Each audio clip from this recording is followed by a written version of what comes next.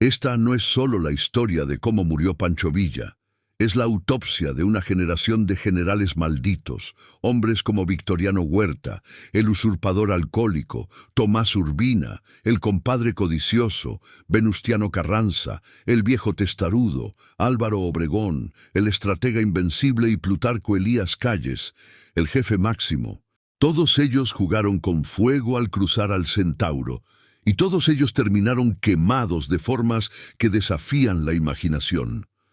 Desde botellas de brandy envenenadas en una prisión de Texas hasta disparos a quemarropa en un restaurante de lujo en la Ciudad de México, desde choas de barro en la Sierra de Puebla hasta el exilio humillante en California.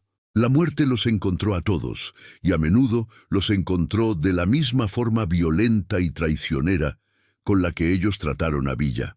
Hoy vamos a abrir los expedientes de estos hombres.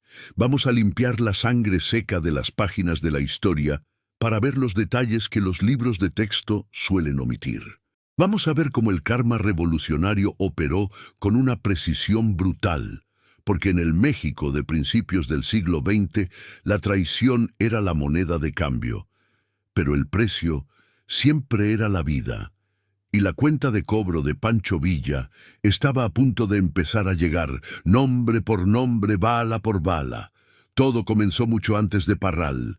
Comenzó con el primer gran Judas, un hombre con lentes oscuros y una botella siempre en la mano, cuya traición no solo condenó a Villa, sino que hundió a todo un país en la oscuridad. Su nombre era Victoriano Huerta y su final fue tan miserable como su vida. Si la traición tuviera un rostro, llevaría gafas oscuras u olería a coñac barato. Ese rostro pertenecía a Victoriano Huerta, un hombre a quien la historia recuerda con el apodo más vil posible, el Chacal.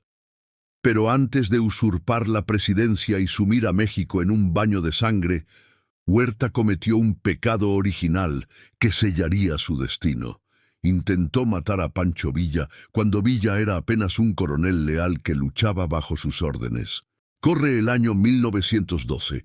La revolución parece haber triunfado con Francisco I. Madero en la presidencia. Sin embargo, en el norte estalla una rebelión liderada por Pascual Orozco. Madero, confiado y quizás ingenuo, envía a su mejor general, Victoriano Huerta, a sofocarla.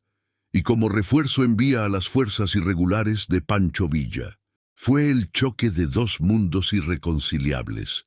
Huerta era un producto de la academia militar, rígido, disciplinado, soberbio y profundamente alcohólico. Despreciaba a Villa. Lo veía como un bandolero sucio, un campesino analfabeto que no sabía usar un tenedor y que olía a caballo. Por el contrario, admiraba la técnica militar de Huerta, pero desconfiaba de sus ojos inexpresivos, ocultos tras esos lentes negros perpetuos. La tensión estalló en la ciudad de Jiménez a Chihuahua. Huerta, celoso de la popularidad de Villa entre las tropas y buscando cualquier excusa para deshacerse de él, lo acusó de insubordinación por un robo de caballos insignificante. Fue una trampa administrativa. Sin juicio, sin defensa, Huerta ordenó que Pancho Villa fuera fusilado de inmediato. La escena es una de las más dramáticas y patéticas de la vida del Centauro. El hombre que más tarde se reiría de la muerte, se desmoronó no por cobardía, sino por la injusticia y la incredulidad de ser traicionado por su propio comandante. Abrazado a un poste, con los ojos llenos de lágrimas, Villa suplicó por su vida ante el pelotón de fusilamiento. «No me maten», gritaba. «¿Por qué me van a matar si yo soy leal?» Huerta observaba la escena impasible, saboreando el momento. Estuvo a un segundo de lograrlo. Los soldados ya habían cargado sus Mausers, pero en el último instante un telegrama urgente del presidente Madero o la intervención desesperada de los hermanos del presidente, las versiones varían, detuvieron la ejecución. Huerta, furioso, tuvo que perdonarle la vida, pero lo envió encadenado a la prisión de Tlatelolco en la Ciudad de México.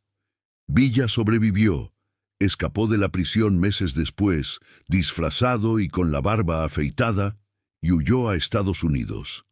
Pero nunca olvidó. Huerta solo había intentado matarlo, lo había humillado, lo había hecho llorar frente a sus hombres. Y esa humillación se convirtió en el combustible que Villa usaría más tarde para destruir el ejército de Huerta en batallas legendarias como la de Zacatecas. La traición de Huerta no se detuvo en Villa. En 1913, durante la Decena Trágica, Huerta traicionó y asesinó al presidente Madero, el hombre que le había dado el poder. Se convirtió en dictador, instaurando un régimen de terror basado en el asesinato político y la leva forzosa.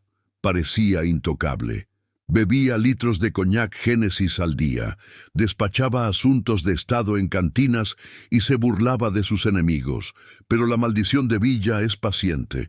En 1914, la División del Norte de Villa, ahora un ejército imparable, destrozó la columna vertebral del régimen huertista. Huerta tuvo que huir del país, exiliándose primero en España y luego en Estados Unidos. Y aquí es donde su final comienza a volverse miserable, lejos del honor del campo de batalla. Huerta no murió peleando, murió en una celda de prisión en El Paso, Texas, a pocos metros de la frontera que ya no podía cruzar.